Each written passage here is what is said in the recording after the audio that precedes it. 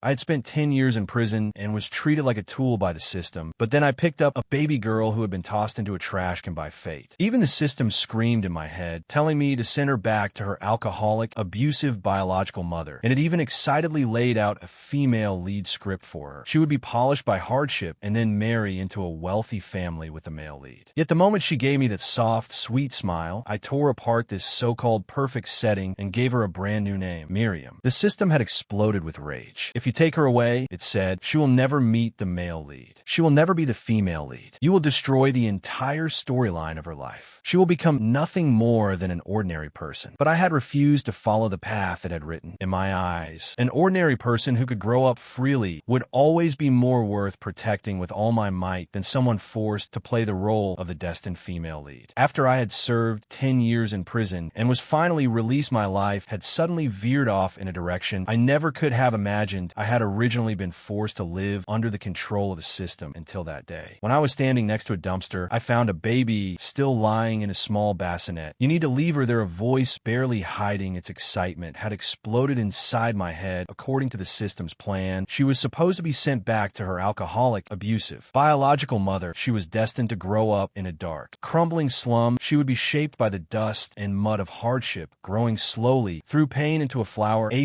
that was both resilient and fragile when she grew up. She would be so beautiful that the rich and powerful of the city would fall for her, including the heir of the Anderson family. I had bent down, reached out, and gently touched the baby's cheek. She had cooed and babbled and smiled at me. Since she had been thrown away, here weren't her parents already abandoning her when they did that. Why should I send her back again? The system had fallen silent for a moment. Then its tone had suddenly grown tense. What are you doing? You are not really planning to raise her yourself, are you? If you take her with you, she will never meet the male lead. She will never become the female lead. The entire storyline of her life will be ruined by you. She will simply become an ordinary person. What is so wrong with that? I had asked in return. Is it that all of her suffering, the blood she would spill and the tears she would shed were all just so that some rich man would notice her in the end, just so she could marry him to play the role of the female lead in a script that had already been written? Why did it have to go the way you were saying, to live as an ordinary person, to live an entire life of peace and stability? What was so wrong with that? I had stopped paying attention to the system's screaming and protests. I kept this abandoned child with me. No, she was not an abandoned baby. Her name is Miriam. Because of her, I had finally truly gained a home. I had torn apart the script the world had written for her. I gave her a brand new name. It was not Angela, nor was it any name the SY STEM had arranged for her. It was Miriam. I had loved that name. It sounded like clear and bright, like a bright and wide open sky. I had hoped that my daughter would not have her hands and feet bound by a story that had been written long before she was born. I had hoped she could follow her own heart, live a life of clarity and understanding, live a life that was truly free. When Miriam had turned 6 years old, the time had come for her start. Elementary school, she had been especially beautiful, with a small, sweet face, a pair of big, dark, bright eyes always sparkling with curiosity. Her personality had also been especially likable. She was lively, generous, cheerful, and loved to laugh. Almost all of her teachers and classmates had liked her. Every day when I went to pick her up from school, she would be like a little bird, throw herself into my arms. But today had been different. Today her face had been streaked with tears. Her whole body seemed completely drained of energy. She had no energy at all after we got back home. I'd asked her what had happened at school. She could not hold it in any longer, let out a loud wail, and started crying even harder. Kevin put a spider into my pencil case. My heart had suddenly sunk. Miriam was most afraid of bugs. She must have been so frightened that she completely fell apart. Kevin had been her desk mate. I had met him on the first day of school. He was a slightly chubby little boy who had patted his chest and promised me that he would be good friends with Miriam. I had gently wiped away her tears and asked her in a gentle voice, "Did you tell the teacher?" Miriam had nodded, crying so hard she could barely breathe. I did. But Ms. Davis said, "We are all classmates. It is just a joke. It is no big deal." I had pulled her into my arms. "It is all right, little Miriam. You have been through enough today. Get a good night's sleep first. Tomorrow, Daddy will go talk to the teacher, all right?" She had obediently nodded and agreed. Early the next morning, I had waited outside the office door waiting for Ms. Davis to arrive. She had seen me. Immediately, she glanced at my daughter, who was sitting next to me, and then she winked at me, giving me a look that said we both understood. "Edward, perfect timing. Miriam is such a little sweetheart. You know, quite a few little boys in the class have secret crushes on her. Boys this age, the only way they know to get a girl's attention is to tease her a little. This is just kids messing around. Nothing to get nervous about. Why should we make such a big deal out of it?" Her face was completely relaxed. She did not take this seriously at all. I did not respond. The smile on her face slowly froze. I looked up and met her eyes directly. I do not really agree with that, I said, keeping my voice low. All I know is that my daughter got hurt. She was terrified, and she was targeted on purpose. That was not a joke. That was bullying. Edward, you're taking this too far. Ms. Davis stood up all at once. Her face turned bright red. Kevin is still a child. What does he know? This is just a harmless prank between kids. Why are you making such a big fuss about it? A prank? Do you think this is fun? I let out a cold laugh, without any trace of amusement. A joke is only a joke when both sides find it funny. That is the definition. You should at least understand that, should not you? As soon as the words left my mouth, accompanied by the rustling of paper, a thin, slithering snake slid out of the folder on her desk. Flicking its tongue, it slowly crawled toward her. Oh my God, help! Where did this snake come from? Ms. Davis let out a scream. She jumped backward. She almost knocked over her chair. I watched her scramble to hide in the corner, all flustered. Then I calmly reached out and grabbed the snake. I walked toward her. Miriam is afraid of bugs, but I'm not afraid of things like this. Ms. Davis, I'm just playing a little joke on you. Why are you reacting so strongly? She was trembling with fear. Her hands were flailing everywhere. Do not come any closer. Stay away from me. The little snake in my hand let out a soft, cooperative hiss. I paced slowly back and forth in front of her as I spoke. Ms. Davis, you have two choices right now. First, you can have a close encounter with this little guy, just like Miriam did with the spider in her pencil case. Second, you move Kevin to a different seat, and while you are at it, teach the boys in the class that if they like a girl, they should not scare her and they should not torment her with pranks. Instead, they need to learn to respect her and to speak to her kindly and get along with her properly. The second one,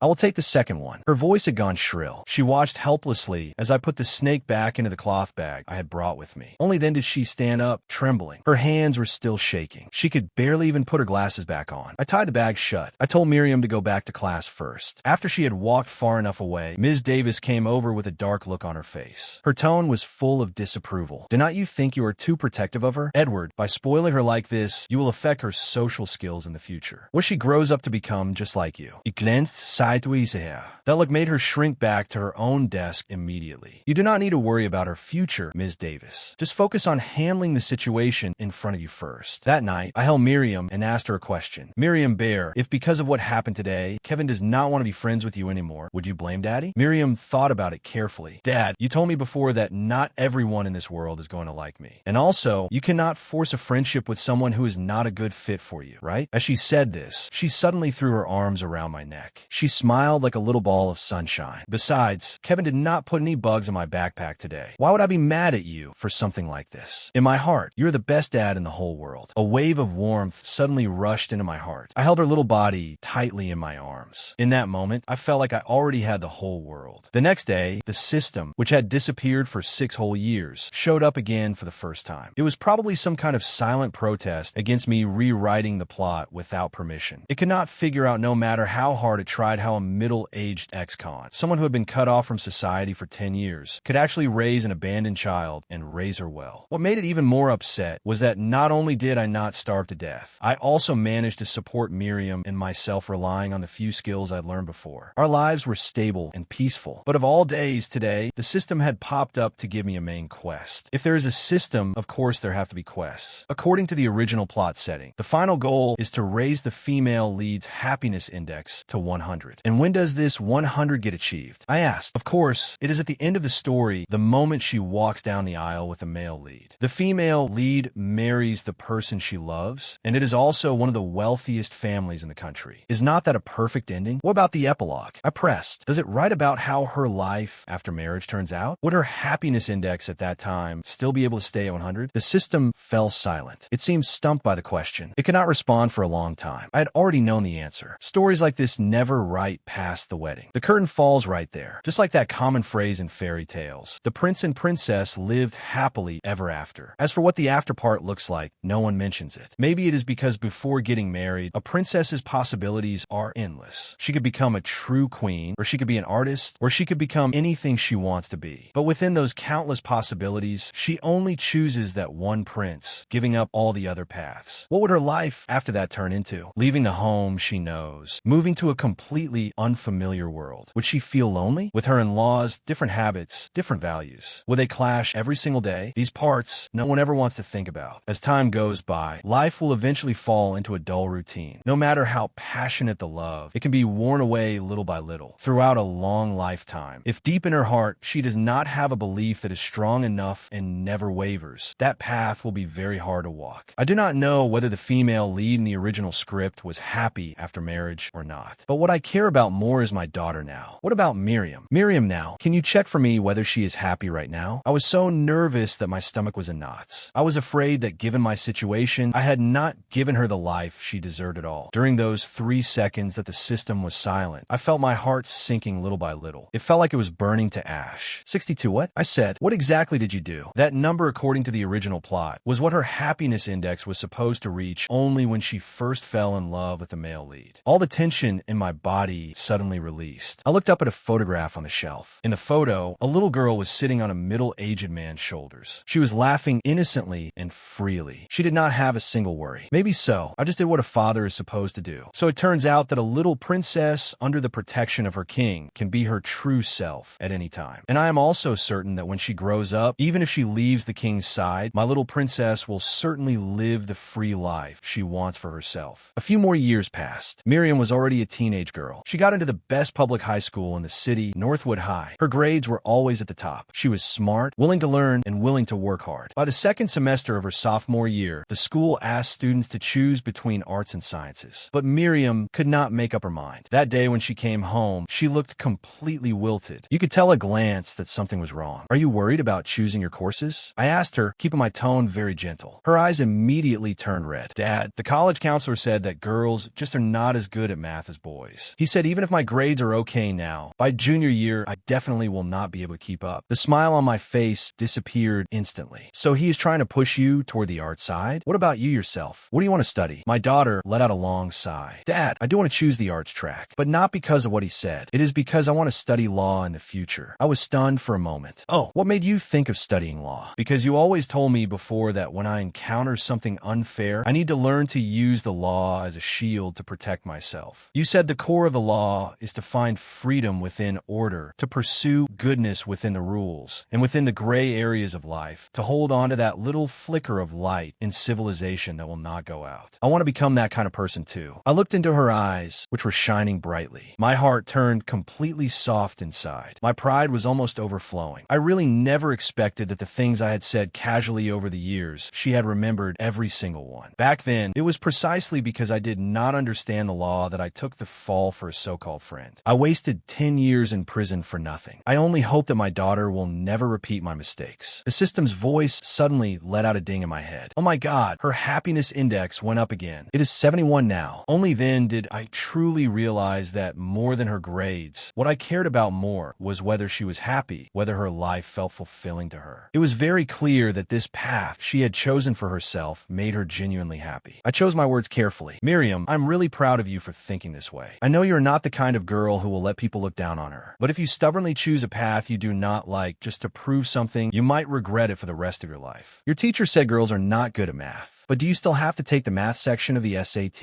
Even if you go into the arts, the best humanities students have math scores that are nearly perfect too. Does that sound like they cannot do it? Miriam nodded repeatedly. I stroked my chin and thought for a moment. Looking at it this way, if the environment at that school is this bad, then why not just change schools? Over the years, Dalton Academy had become a real competitor to Northwood High. More importantly, the teaching there is more open. The atmosphere is more like a university. Students are treated as independent people. They have enough freedom and respect. Hearing this, Miriam's eyes suddenly lit up. Dad, can we really transfer there? Of course we can. We will go to Dalton Academy in Southbridge. The teaching quality there is not worse than Northwood at all. She hesitated again for a moment. But Southbridge is on the other side of the city. It is so far from home. We do not know anyone there. Do not worry. Daddy can move there with you. We will sell this house and buy another one over there. And I have saved up quite a bit of money over the years too. It is enough for us. After I got out of prison, I opened a small hardware repair shop. The business was not booming, but it was always steady. At night, I would take a small food truck out to sell food. You could say life was lively and colorful. A minor character who originally did not even have a name in the book, actually outside of the main plot, lived a pretty good little life. Miriam suddenly threw herself into my arms. Her voice was a little choked. Thank you, Dad. I know you did all of this for me. Do not worry. I will study hard. I will never let you down. I gently stroked her hair. I marveled to myself that she had really grown up. I remembered back in my hometown area, many adults always loved to repeat one phrase to their children. How hard their own lives had been, how much they had sacrificed for their children. Back then, I did not understand at all what it meant to be a qualified father. But I knew clearly that was not the answer. Words like that would only press a heavy stone of guilt onto a child's heart. For the parents themselves, there was not any comfort in it either. I did not want Miriam to walk the path full of suffering from the original plot. When she was still little, all the storms should hit me first. She only needed to climb up using my shoulders and see for herself the vast world outside. Miriam, Daddy's biggest wish is that in this life of yours, you can truly feel happy. The process of moving and transferring schools was unexpectedly smooth. After those negative vibes were completely cleared away, Miriam, in both her studies and her personality, began to grow rapidly, as if freed from restraints. After finishing her first year at Dalton, she said she wanted to prepare early for the new semester, so she asked me to help her find a tutor. We got very lucky. We met someone who could not have been more perfect. She had just graduated from Dalton and was now a law student. Her name was Isabella Rossi. Isabella had been a student representative at Northwood High at a college signing day event. Isabella had faced the camera with full confidence and boldly stated her dream university and her target SAT score. After that video was uploaded online, it suddenly went viral. This girl is way too arrogant. Just wait for her to take a nasty fall. She will definitely end up at a community college. Then she will learn what it means to tone it down. Similar comments were overwhelming. Internet users turned that video into all kinds of memes and spread them everywhere. Others maliciously dug up her background, found her family's contact information, and harassed her entire family. Throughout her entire senior year, Isabella lived under overwhelming online bullying and real-life pressure. But in the end, she still broke out of her cocoon. In June of that year, she received an acceptance letter from a top law school in the country. And what was more, her final SAT score was even higher than the target she had shouted in front of the camera. Everyone who had mocked her was instantly struck silent. Do you know what happened to the people who spread rumors about me online? Isabella asked Miriam one day. The loudest few trolls, I sued them directly. I followed legal procedures, got compensation money, and I organized the case into materials and used them to enter a competition. In the end, I even won an award. Isabella's experience made Miriam even more determined to walk the path of law. Maybe this was simply destiny. She was suited for this path to begin with. This path is not easy, especially for a girl. But as long as someone has walked a path before, I believe Miriam can definitely walk it too. She is already smart enough and resilient enough. 3 years of high school flew by in a flash. Soon enough, the time came for filling out college applications and preparing for final exams. On the afternoon of her last exam, I waited outside the school gate together with thousands of other anxious parents. As soon as the bell rang, I saw my daughter running toward me through the crowd. She grabbed my arm and chattered away like a magpie. Dad, I aced it. You can start getting ready to get that acceptance call from Harvard. I reached out and brushed the stray hairs from her forehead. Wow, looks like I will have to rely on you, little Miriam, to take care of your old dad. The system's voice buzzed and exploded in my ear. Unbelievable. Among all the hosts, your daughter's score is the highest. This is simply incredible. I laughed out loud. You did not believe before either that an ex-con could not only support himself, but could also raise an abandoned child to have results like this. Did you? The system seemed like its tail had been stepped on. It was stunned for a moment. Then it fell silent. Compared to other world taskers, I was indeed the one with the lowest starting line. But I did everything I could, moving away the stones that could block my daughter's path one by one, just so that on her own path, she could run freely. And Miriam indeed lived up to expectations. She grew into the brightest version of herself. In this life, she would go to a top university. She would not, like the girl in the book, endure beatings and exploitation from her biological parents while working several part-time jobs just to get through an ordinary state university. Miriam's future would be much brighter than that. Even if she never married the so-called male lead, never stepped foot into his wealthy family even once, she would still have the ability and the confidence to create her own wealth in her own world. After the exams were over, Miriam went out to celebrate with her classmates. The system's voice appeared again, much gentler this time.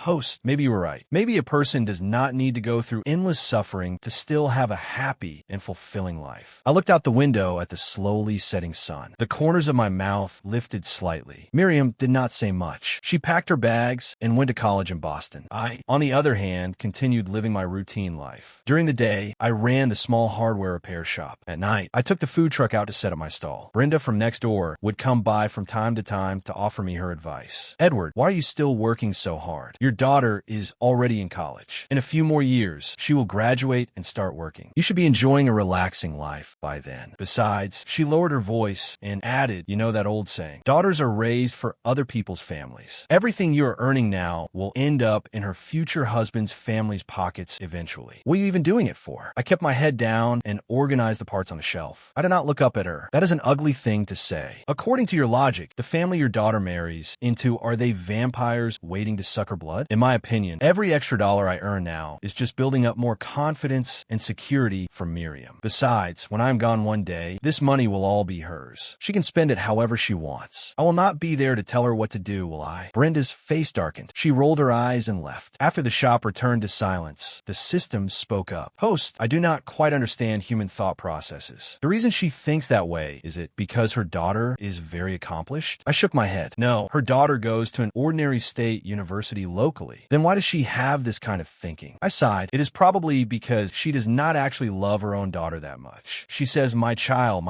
with her mouth, but deep down she still believes that sons are more valuable than daughters. Many parents, as soon as their daughter goes to college, feel like they can finally relax. But if it is a son, they might work even harder to earn money to save up a house and a car for him, terrified that their son might suffer even a little disadvantage in the future. Many parents not only do not support their daughters, but instead expect a young girl who has not even truly entered society yet to support them in return. This prejudice is deeply rooted in their hearts. The money is for the future son-in-law or for the grandson they have not even met yet. In short, it can be given to anyone except truly considered as belonging to the daughter right in front of them. Of course, they also say with their mouths that they love their daughter. It is just that that love is far from enough. Have you not heard a saying? I asked the system, what saying? It said, if you want to know what a person truly loves, just look at where they spend their money. At the end of Miriam's winter break of her freshman year, her biological parents showed up at our door. Ever since she was accepted to Harvard, our hometown area had been buzzing with excitement. The name Miriam Miller was almost known to every household there, and her biological father, who was a compulsive gambler, saw the reports about her. Only then did he realize that the child they had abandoned back then was now a student at an Ivy League university. Regret gnawed at his heart like poison, bite by bite. He and his alcoholic wife put their heads together and came up with a plan. They would claim Miriam back, barge back into her life, and then, with clear consciences, have her support them until they died. They found me when I was setting up my food truck. This couple, who usually fought until the sky fell, this time, for once, stood on the same side. Right then and there, by my food truck, they started causing trouble. They swung their arms and started smashing things. I watched helplessly as all the ingredients I had prepared for the whole day spilled everywhere. My face turned frighteningly grim. Everyone, come look, the man shouted into the street. Come and see this man. Edward Miller is a kidnapper. 18 years ago, he kidnapped my own biological daughter. My baby, the woman clutched her chest and wailed. Miriam, Daddy misses you so much. But this heartless man just will not let me see my own flesh and blood. The two of them wailed and cried, and soon a large crowd of onlookers gathered around. You say she is your daughter? I spoke, suppressing my anger, my voice cold enough to be frightening. Then tell me this. What is her name? Both of them fell silent at once. Neither of them could answer. I bent down and picked up the iron shovel from the ground. I turned it over in my hand. See, you have no idea, because back then, you were the ones who threw her away with your own hands. As soon as I said this, the surrounding crowd immediately began murmuring among themselves. Seeing that the tide was turning against them, the man grabbed a heavy iron pot from the pile of smashed things and swung it around, smashing it toward me. I was forced into a brawl with the two of them. Maybe I really had gotten old, or perhaps two hands really cannot fight for. After that fight, I was badly injured. In the end, I was carried into the hospital on a stretcher. In a daze, I seemed to hear Miriam calling me. Dad, are you okay? Does anywhere still hurt? I opened my eyes and saw my daughter standing by the bed. This was the first time she had come home in months. I am sorry, Miriam. My throat was dry and my voice came out hoarse. I dragged you down with me. Seeing the dark circles under her eyes, my heart was full of guilt. Miriam held my hand tightly. Dad, what are you talking about? The bad ones are them. 18 years ago, they were the ones who abandoned me first. And now, they come back wanting to hurt me one more time. She paused for a moment. Then her voice gradually grew steady. But do not worry. While you were unconscious, I already took care of everything. They will not dare come bother us again. And even if they do, the law will take care of them. She clenched her fist lightly. We looked at each other and both smiled. Then she suddenly lunged forward and hugged me. Her embrace was so warm that I almost wanted to cry. Besides, you are my one and only dad. In this life, I only recognize you as my father. The tears I had been holding back finally fell. So she knew everything. She had always known. My daughter had really grown up. That thin little sapling from back then had now become a big tree with lush branches and leaves. And I suddenly realized that I really was old. Over 50 years old. How much longer could I stay by her side? I did not have have any idea at all. After I healed from my injuries, I could not stand staying still. I insisted on taking the food truck out to do business again. It is not that I want to be tough, Miriam. It is my regular customers who cannot take it. They send messages every day like their lives depend on it. See for yourself. I handed her my phone. She scrolled through a few screens. Finally, she let out a helpless sigh. All right, Dad. I know I cannot stop you, but this time I am going with you. You cannot handle it alone. I quickly shook my head. No. The place where I set up my stall is right next to the college town. If I run into your old high school classmates and they see you helping sell food on the street, that would not look good. Why would that not look good, Dad? She raised an eyebrow and asked in return. Me helping my own dad out, what is embarrassing about that? You're not still thinking that I will be like when I was little and want to hide when I get embarrassed, are you? A sly glint flashed in her eyes. That is not happening. And besides, I can be your marketing director too. I will call all my old classmates who live nearby. Just you wait and see. After saying that, she immediately pulled out her phone. In no time at all, she added me to a newly created group chat. Watching the reservation notifications pop up rapidly in the group chat, I felt secure and satisfied inside. How about that? I am a pretty capable assistant, am not I? Looking at her confident and bright, smiling face, I felt like my heart was about to be filled to the brim. Before, I always thought that being a parent was just about giving endlessly. But now I understand. When you plant a tiny seed with your own hands, one day, when you see that tree bear fruit with your own eyes, all the hard work before becomes worth it. That baby who, when I found her, had breathing so weak it was barely there, had now grown into a young woman that no one could underestimate. The system's voice sounded in my head again. Congratulations, host. Miriam's current happiness index is 83. My eyes grew warm. So it turned out that the reason she was this happy was because she could help out at home, because she could take care of me and protect me. And I had already become a part of her happiness. Near the end of winter break, Miriam called me. Her tone could not hide her excitement. Dad, I'm going to London. The school had a very famous exchange program. The competition for applications was especially fierce. In the end, Miriam was selected. Watching her face shine with laughter on the video call, I felt both proud and a little reluctant to let her go. That is wonderful. London is a pretty amazing city. This was not easy, you know, she said proudly. Thousands of people applied, and in the end, only 20 were chosen. Am I not amazing? Of course, Miriam. Daddy is proud of you. During her time in London, she sent me postcards and photos every few days. Most of them were of her standing in front of various famous landmarks. But in every single one, she had carefully photoshopped me right next to her. There was no sense that it did not belong. It was as if I had really gone to London with her. I looked at them one by one. In the photos, the young girl was smiling brightly, her arm linked with the middle-aged man next to her. The girl was in the prime of her youth, but the man had already entered the stage of gradually growing old. A few strands of white had appeared at his temples. In that moment, I suddenly understood. Miriam had truly stood on my shoulders to see the world, and I, through her eyes, was seeing this world all over again. Shortly after the start of her junior year, the system suddenly sounded an alarm in my head. Host, the female lead has officially met the male lead. The next part of the plot is about to enter the next stage. I was stunned for a moment. Fate was really something you could not explain. For a full 19 years, Miriam's life path had completely deviated from the original script. Logically speaking, these two should have been two lines that never crossed. Yet they still went around in a big circle and collided. It seemed that some bonds of fate really could not be avoided just because you wanted to. 2 months later, during a routine video call, Miriam showed a rare shy expression. Dad, I think I like someone. My heart tightened, but I kept my voice as gentle as I could. Oh, who is it? Is it a classmate in your department? Her cheeks slowly turned pink. No, he is not in the law school. He is over in the business school. We met at the club recruitment fair at the beginning of the school year. After that, he often asked me to have lunch together. He is really a good person, Dad, especially attentive. What is his name? Carter Anderson. I kept a smile on my lips. You like him? What about him? Today, he confessed his feelings to me, but I told him I was not ready yet. He said he would wait for me, and when I was ready, he would ask me again. That sounds pretty good. Relationships in college are quite special to begin with. You are an adult now, too, Miriam. When it comes to matters of the heart, I will not interfere. My only request is that you take care of yourself and do not be unfair to your own heart. I know, Dad. I will. I'm going to hang up now. As soon as her smiling face disappeared from the screen, the system could not help itself. Host, why did you not just stop them from getting together right from the start? Did you not want to keep the male and female leads from meeting from the very beginning? But now you are letting the plot develop on its own. All those years of your effort, have they all gone to waste? I shook my head and smiled. You had it wrong from the very beginning. My goal was never to stop them from meeting. I knew long ago that the original story had a kind of inertia that would pull everything back onto its predetermined track. The reason I worked so hard to raise Miriam and gave her everything I could was only so that she would have a choice. She could choose choose to be with the male lead from the book, or she could choose another male lead. In a story like this, whoever gets to be the male lead has only one standard. The person the female lead loves is the male lead. Miriam's life can only be decided by herself, and I, as her father, the only thing I am supposed to do is to support her decisions, no matter what they are. 1 week later, Carter Anderson confessed his feelings for her again. This time, Miriam said yes. During winter break, Carter insisted on coming to visit our home. The first time I saw this boy, I understood why the book had made him the male lead. He was handsome and outstanding, tall, with a clean temperament. He carried himself with a restrained humility. In this day and age, the Anderson family was already one of the top aristocratic families in the country. Miriam and Carter were also a couple that everyone on campus knew. Their relationship naturally attracted a lot of attention. On the surface, I did not say much. I just quietly increased Miriam's living expenses a little. Later, I made sure to talk to her alone. Miriam, now that you are with Carter, no matter how rich his family is, or maybe they're not that rich after all, within this relationship, you two are equals. You must never think less of yourself. But at the same time, do not only think about taking and forget to give. This was her first real relationship, and we had hardly ever seriously talked about the topic of dating before. She looked up at me, her eyes shining like two little diamonds. Okay, Dad, I will remember that. Watching her glow like that, I was very glad that I had not impulsively stopped them from being together. No matter how it would end, at least at this moment, they truly loved each other. And right now, Miriam was happy. That was enough. In life, there is never anything that is absolutely certain, especially when it comes to feelings. 1 second, you could be madly in love, and the next second, you can lie without changing your expression. All we can do is to live well in the present moment and not obsess over how the story will end. In the summer after her junior year, it was Miriam's busiest time. She was interning at a well-known organization while also preparing her law school applications. All the hard work was finally rewarded. She not only successfully gained admission to Harvard Law, but she was also chosen by her favorite professor to become a research assistant. By the time senior year arrived, the pace slowed down. She finally had a little breathing room. She took on a tutoring job to earn some pocket money. One day, she called me, her voice full of frustration. Dad, I really do not know how to help this student of mine. It turned out that the girl she was tutoring, named Lily, had been severely bullied at school. She was in so much pain that she could only rely on self-harm to cope. Lily's parents were busy with work all day. Apart from her academic performance, they barely cared about her mental state. This only made her depression worse. They knew nothing about the law. Watching their daughter's condition get worse day by day, they had absolutely no idea what to do. So what do you want to do? I asked her. I knew Miriam too well. She was definitely not the kind of person who would stand by and do nothing, just as I had known. Logically speaking, it is best not to get involved in other people's family troubles. But who does not wish that there could be a little more kindness in this world? Miriam refused to let that girl sink into the darkness like that. She took Lily to meet her own professor, and together they studied how to use the law as a shield. Making a child whose emotions were already extremely fragile pull herself together and fight back head on was astonishingly difficult. You never knew when she would break down and erase all the hard work done before in an instant. But luckily, Miriam and Lily were both resilient enough. The dark clouds were finally parted little by little. The sunlight shone in again. One day after things had settled down, Miriam came to talk to me on purpose. Dad, have you heard of Eleanor Vance? She is a public interest lawyer. She and her team use the law as a weapon to fight for the rights of women who have been harmed. People like her are truly amazing. And Dad, do you know Lily told me that she wants to go to law school too in the future, wants to become a lawyer to speak up for those who have no voice. When she got to this point, she suddenly laughed. When I heard her say that, I was really, truly happy. I felt like my whole body had been shocked by something, and suddenly I had strength. I was stunned. I already had a vague idea of what she was going to say next. My eyes slowly grew warm. I did not interrupt her, because I understood that this was her true calling, her noble and stubborn dream. Good. My throat tightened. My voice was a little hoarse. Whatever you want to do, go do it, Miriam. Just remember not to lose yourself. The look she gave me was more determined than ever before. Dad, I've already decided. I'm going to be a public interest lawyer. I'm going to work on the front lines to speak up for those without power, not only women, but also the elderly, the sick, and the disabled. What a lawyer faces is not just case files one after another, but living, breathing human lives. I'm already grown up, Dad. I want to truly raise the shield of the law, not only to protect my own rights, but also to do everything I can to help more people. Tears silently streamed down my face. In Miriam's determined, shining eyes, there were also tears. Before she could speak, the system had already prompted me. Congratulations, host. The task is complete. Miriam's happiness index has reached 100. Logically speaking, this should have been a moment worth cheering for. But I could not stop my tears no matter what. I knew all too well how hard the path she had chosen would be. She had voluntarily taken on a mission that was difficult yet honorable. She would stand at the forefront, shielding the weak from the wind and rain. And I, as her father, could do only one thing: use all my strength to support her from behind. In the days that followed, Miriam continued to study further with her professor. While attending classes, she also participated in various cases. Staying up all night became almost routine. In the beginning, Carter supported her very much, but his family thought completely differently. The head of this family, Carter's grandfather, was an extremely conservative and stubborn old man. In his eyes, for a woman to show her face in public and pursue a career was an undignified thing. A good woman should get married early and then put all her focus on her family and children. The system had mentioned before that in the original story, shortly after the wedding, the female lead quit her job and cut off contact with all her old friends one by one. From then on, she dedicated her entire life to the Anderson family. After Carter pleaded repeatedly, his grandfather finally relented. But he would only make one small concession. The wedding could be postponed, but at the very latest, it must take place by the year Miriam turned 28. Miriam refused their so-called generosity. "Carter, let's break up." She said to him, "You are a very good person, but we are not right for each other. I have just started graduate school. I want to continue on to a PhD in the future. I plan to devote all my time and energy to this path of being a public interest lawyer. For me to ask you to stay by my side under these conditions would not be fair to you. I cannot accept those demands." Face to face for the first time, Miriam cried so hard. Tears fell without stopping. "I understand, Miriam." Carter's voice was also trembling. "I support you, and I will always support you. We could just go get the marriage license first, all right? To appease my family first. We can take things slowly with everything else." By the end, his own eyes were red. Miriam was silent for a long time. In the end, she still shook her head. "Thank you for always trying so hard to find a compromise. But in the end, we are not on the same path." That night, I saw Carter Anderson from a distance, squatting alone on a street corner, crying like a child. I just let out a soft sigh. I shook my head and walked past him. Miriam put all her heart and energy into her career. By the time she finished her PhD, she was exactly 28 years old. Afterwards, she also planned to go to England for another year of study. On the day she was leaving, a news notification popped up on her phone. Anderson heir Carter Anderson will marry socialite Lindsay Astor. Miriam glanced at it, smiling very gently. "I'm happy for him. I hope he truly has found his own happiness." After saying that, she put away her phone and boarded the flight to London. In the decades that followed, she dedicated her entire life to the cause of public interest law. She never married. Time flowed by like a river, quietly and without a sound, and my life slowly came to its end. My vision gradually grew blurry. The only thing I could hear was Miriam's voice. I held her hand. That hand was no longer as soft as it used to be. I struggled to speak. "Miriam, you did very well, and you chose the right path. You are the thing in my entire life that I am most proud of." Tears streamed down her face. She bent down and hugged me tightly. I could still feel the warmth of her body. I heard her whisper softly in my ear, "And you will always be the best dad in the whole world." With a smile, I slowly closed my eyes. In a daze, I seemed to hear her calling my name again, just like when she was 1 year old and stumbled over her first word. "Dada." I thought to myself, to leave like this is already the most complete happiness in this world. When the final page of the story gently closes, perhaps in our hearts, there is no clamor of a traditional ending, but instead a long, warm silence. This is not just a story about a father's love. It is also a profound allegory about the right to choose. The system in the story represents the ubiquitous preset scripts in our lives. Those outdated notions about what kind of person you should be and what kind of life counts as success. It tells us that suffering is a form of sharpening, meant to ultimately obtain a happiness defined by others, such as marrying into a wealthy family. This is a cold, utilitarian logic that lacks respect. But Edward, this man marginalized by society, made the bravest and gentlest rebellion. He tore up the script that seemed to be for her own good and restored a symbolically flattened female lead into a flesh and blood living individual. Miriam, what he gave was not wealth or status, but something even more precious, a life without a preset path and a blank piece of paper on which to write freely. This story is like a mirror reflecting the struggles of each of us. Perhaps we too have stood at the crossroads of life and heard the voice of the system in our minds, telling us what major to choose, who to be with, what to accomplish by what age. It tempts us with safety and correctness, making us afraid of the risks of straying from the path. But Miriam's life tells us that true happiness does not come from following a predetermined route and receiving a 100-point label at the finish line. Her happiness index peaked when she found her life's mission and decided to become a public interest lawyer. At that moment, she was no longer trying to please anyone, nor was she trying to marry anyone. She was trying to become the complete person true to her own inner calling. This is a deeper, more lasting kind of happiness that comes from creation, contribution, and self-fulfillment. Edward, as a father, his greatest strength was not in shielding his daughter from every storm. It was in always seeing her as an independent soul. He taught her to fight back against bullying, and he supported her choices of her own path. He created better circumstances for her, and he let her go to fly toward a wider world. He demonstrated with his whole life that love is not control or shaping. It is protection and empowerment. So when the story ends, perhaps what we take away is not just a feeling of being moved, but also a profound self-examination. We can ask ourselves, who wrote the script for my life? Was it society? Was it family? Or was it me? Is the happiness I am pursuing born from my own inner desire? Or is it to meet the expectations of others? Do I have the courage, like Edward, to tear up the script that does not fit for myself or for someone I care about, even if it means walking a path that fewer people travel? May we all have this clarity and courage, because the most wonderful life is never one that has been arranged. It is one that is lived step by step, truthfully, with our love, our choices, and our actions.